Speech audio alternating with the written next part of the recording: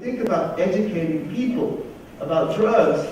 The first thing we have to understand, I put on my psychologist hat, drug use is rational. Behaviors that people engage in are rational and instrumental, otherwise they wouldn't do it. But we act as if these behaviors are irrational.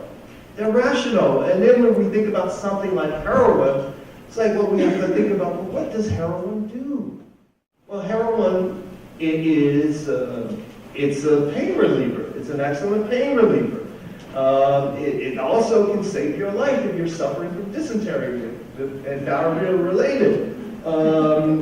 Heroin is an excellent drug to relieve anxiety. It also produces euphoria. It helps you sleep. A number of sort of things that heroin does. And if you understand what heroin does, now you might have some sort of clue why people might use the drug, right? So we say, well, why might somebody use heroin? You can imagine people who might be under tremendous stress, who have to be like, let's just say, a chair of a psychology department, and have to attend receptions that bore the hell out of you. Or I teach, seriously, I teach every Friday night in Sing Sing prison.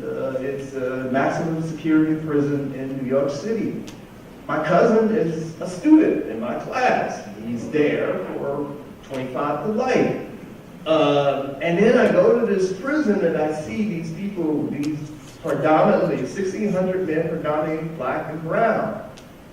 These are the people who we kind of forget about in the United States because we don't go to the prisons, and then we see what they're subjected to for these extended periods. Not to say that people shouldn't pay the price for some crime that they committed, but these extended periods where we've just forgotten about. And then some of the sort of students that are so bright, they rival my Columbia students.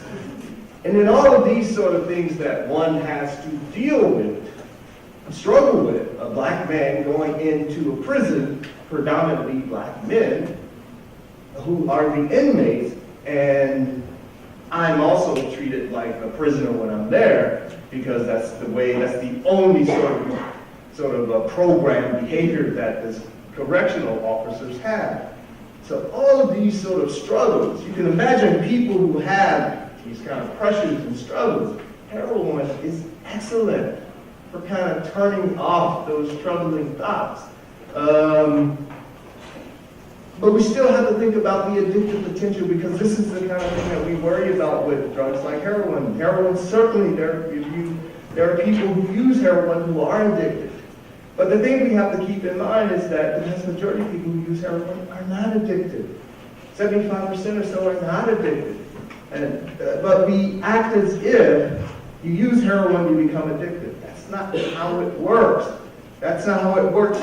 Not only for heroin, but for any drug, it doesn't work that way. Most of the people who use any of these drugs we're talking about, crack cocaine, methamphetamine, all of them, most of the people who use them are not addicted. In fact, they're upstanding people. Most of them are upstanding people. They are pillars of their community. They go to work. They take care of their family. They pay their taxes. And in some cases, they become president of the United States. All three of these guys use drugs as young men. Now, this is not to besmirch their reputation, because they all serve their country, and that's a tough job. No matter what your politics, they all contributed to the country.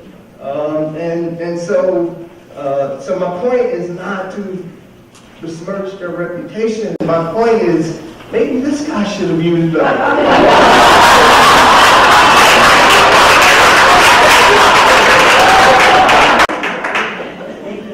that's not the point,